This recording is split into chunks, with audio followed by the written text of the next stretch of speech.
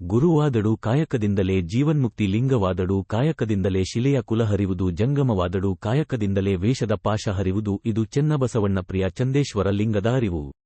ನುಲಿಯ ಚಂದಯ್ಯ ಚಂದೇಶ್ವರ ಅಂಕಿತದಲ್ಲಿ 48 ವಚನಗಳು ದೊರೆತಿವೆ. ಎಲ್ಲವೂ ಕಾಯಕ ಮೌಲ್ಯವನ್ನು ಎತ್ತಿ ಹಿಡಿಯುತ್ತವೆ.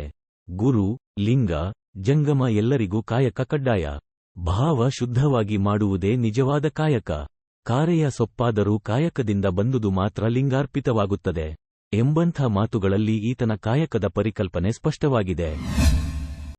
ಕಾಯಕದಲ್ಲಿ ನಿರತವಾದರೆ ಗುರುದರ್ಶನವಾದರೂ ಮರೆಯಬೇಕು, ಲಿಂಗ ಪೂಜೆಯಾದರೂ ಮರೆಯಬೇಕು, ಜಂಗಮ ಮುಂದಿದ್ದಡು ಹಂಗು ಹರಿಯಬೇಕು.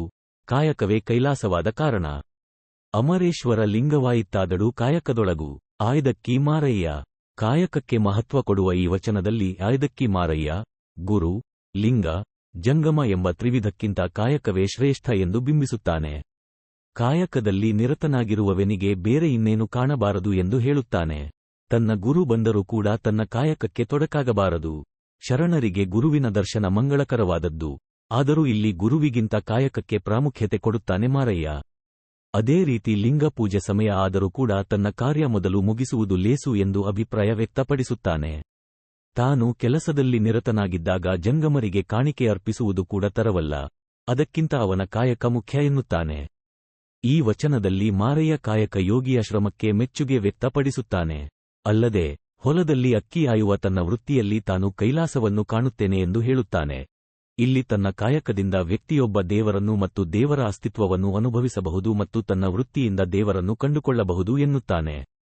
ಈ ವಚನ ಶರಣರು ಕಾಯಕಕ್ಕೆ ನೀಡಿದ ಮಹತ್ವವನ್ನು ಸಾರುತ್ತದೆ. ಇಲ್ಲಿ ಗಮನಿಸಬೇಕಾದ ಅಂಶ ಎಂದರೆ ಕಾಯಕವೇ ಕೈಲಾಸ ಎಂಬ ನುಡಿಯನ್ನು ಬಸವಣ್ಣ ಅಲ್ಲದೆ ಇನ್ನೂ ಅನೇಕ ವಚನಕಾರರು ತಮ್ಮ ವಚನಗಳಲ್ಲಿ ಬಳಸಿದ್ದಾರೆ. ಭಕ್ತರು ಕಾಯಕವೆಂದು ದಾಯಗಾರಿಕೆಯಲ್ಲಿ ತಂದು ದಾಸೋಹವ ಮಾಡಬಹುದೇ? ಒಮ್ಮನವ ತಂದು ಒಮ್ಮನದಲ್ಲಿಯೇ ಮಾಡಿ ಇಮ್ಮನವಾಗದ ಮುನ್ನವೇ ಮಾರಯ್ಯ ಪ್ರಿಯ ಅಮರೇಶ್ವರಲಿಂಗಕ್ಕೆ ಸಲಬೇಕು ಮಾರಯ್ಯ. ಆಯ್ದಕ್ಕಿ ಲಕ್ಕಮ್ಮ.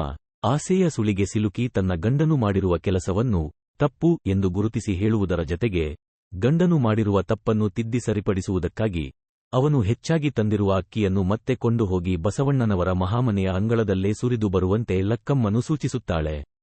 ಒಮ್ಮನವ ಮೀರಿ ಇಮ್ಮನದಲ್ಲಿ ತಂದಿರಿ, ಇದು ನಿಮ್ಮ ಮನವೋ ಬಸವಣ್ಣನ ಅನುಮಾನದ ಚಿತ್ತವೋ? ಈ ಮಾತು ಮಾರಯ್ಯ ಪ್ರಿಯ ಅಮರೇಶ್ವರಲಿಂಗಕ್ಕೆ ಸಲ್ಲದ ಬೋನ, ಅಲ್ಲಿಯೇ ಸುರಿದು ಬನ್ನಿ ಮಾರಯ್ಯ.